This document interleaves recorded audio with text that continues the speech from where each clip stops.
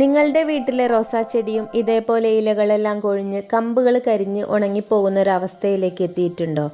എത്രയൊക്കെ വളങ്ങൾ ചെയ്തിട്ടും ഒരു പുതിയ തളിർപ്പ് പോലും വരുന്നില്ലെങ്കിൽ ആരും സങ്കടപ്പെടേണ്ട കാര്യമില്ല. ചത്തുപോകുമെന്ന് ഉറപ്പായ റോസാ ചെടിയെ വെറും 10 ദിവസം കൊണ്ട് ഇതുപോലെ പുതിയ തളിർപ്പുകളും നിറയെ മൊട്ടുകളുമായി മാറ്റിയെടുക്കാൻ പറ്റുന്ന ഒരു വിദ്യയുണ്ട്. റോസാ ചെടിയുടെ വേരുകൾക്ക് നമ്മൾ കൊടുക്കുന്ന ഒരു പ്രത്യേക ചികിത്സ അഥവാ റൂട്ട് ട്രീറ്റ്മെൻറ്റാണിത്. എങ്ങനെയാണ് ചെയ്യുന്നത് കൃത്യമായി അറിഞ്ഞാൽ നിങ്ങളുടെ തോട്ടത്തിലെ റോസാ ചെടികൾ ഒരിക്കലും നശിച്ചു പോകത്തില്ല കേട്ടോ. നമ്മൾ റോസാ ചെടികളുടെ മുകളിലൂടെ എത്രയൊക്കെ വില കൂടിയ വളങ്ങൾ ഒഴിച്ചു കൊടുത്താലും അതിൻ്റെ വേരുകൾക്ക് ആരോഗ്യമില്ലെങ്കിൽ ചെടി വളരത്തില്ല. ചെടിയുടെ അടിത്തറയായ വേരുകൾ ചീയുകയോ അതേപോലെ പോഷകങ്ങൾ വലിച്ചെടുക്കാൻ പറ്റാതെ വരികയോ ചെയ്യുമ്പോഴാണ് ചെടി ഉണങ്ങിപ്പോകുന്നത്. ഇന്നത്തെ വീഡിയോയിൽ നമ്മൾ നോക്കാൻ പോകുന്നത് ചെടിയുടെ വേരുകളെ ഉണർത്തി പുതിയ വേരുകൾ വേഗത്തിൽ വളരാൻ സഹായിക്കുന്ന ഹ്യൂമിക് ആസിഡും അതോടൊപ്പം മറ്റ് 2 പ്രധാന ചേരുവകളും ചേർത്ത് എങ്ങനെ നമുക്ക് വീട്ടിൽ തന്നെ മികച്ച രീതിയിൽ റൂട്ട് ട്രീറ്റ്മെൻറ്റ് ചെയ്യാമെന്നതാണ്. ഒട്ടും സ്കിപ്പ് ചെയ്യാതെ വീഡിയോ മുഴുവനായിട്ട് കാണുക. ആദ്യമായിട്ടാണ് ചാനൽ കാണുന്നതെങ്കിൽ സബ്സ്ക്രൈബ് ചെയ്യാൻ മറക്കരുത്. അപ്പോൾ നമുക്ക് നേരെ വീഡിയോയിലേക്ക് കടക്കാം. ഹ്യൂമിക് ആസിഡിനൊപ്പം തന്നെ സാധാരണയായിട്ട് റൂട്ട് ട്രീറ്റ്മെൻറ്റിന് ഉപയോഗിക്കുന്ന ഏറ്റവും ഫലപ്രദമായ മറ്റ് 2 ചേരുവകളാണ്. ഒന്ന് നല്ലൊരു ഫംഗിസൈഡ്, മറ്റൊന്ന് എപ്സം സാൾട്ട്. ഫംഗിസൈഡ് നമുക്ക് സാഫ് അല്ലെങ്കിൽ ബാവിസ്റ്റിൻ ഇത്തരം ഫംഗിസൈഡുകൾ നമുക്ക് ഉപയോഗിക്കാം. ഞാനിവിടെ സാഫാണ് എടുത്തിരിക്കുന്നത്. ഇവ 3 ചേർത്തുള്ള കൂട്ട് എങ്ങനെ തയ്യാറാക്കാമെന്നും ഉപയോഗിക്കാമെന്നും വീഡിയോയിൽ വളരെ വിശദമായിട്ട് നമുക്ക് നോക്കാം അല്ലേ.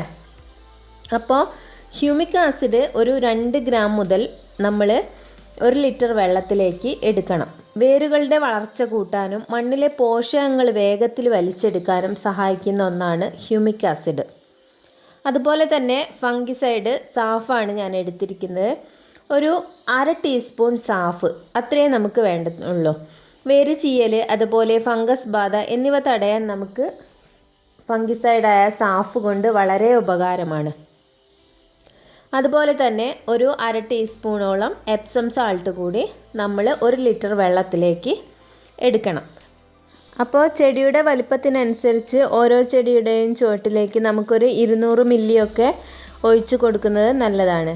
അപ്പോൾ റൂട്ട് ട്രീറ്റ്മെൻറ്റ് ചെയ്തതിന് ശേഷം ചെടി ഒരു 2-3 ദിവസത്തേക്ക് കടുത്ത വെയിലടിക്കാതെ എന്നാൽ നല്ല വെളിച്ചമുള്ള സ്ഥലത്തേക്ക് മാറ്റി വയ്ക്കുന്നത് നല്ലതാണ്. അതുപോലെ തന്നെ ഈ ദിവസങ്ങളിൽ അമിതമായിട്ട് വെള്ളം ഒഴിച്ച് കൊടുക്കാതിരിക്കുക.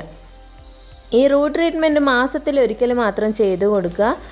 അതുപോലെ കരിഞ്ഞുണങ്ങാൻ തുടങ്ങിയ ചെടികളൊക്കെ ആണെങ്കിൽ മാസത്തിൽ 2 തവണയായിട്ട് നമുക്ക് റൂട്ട് ട്രീറ്റ്മെൻറ്റ് ചെയ്ത് കൊടുക്കാം.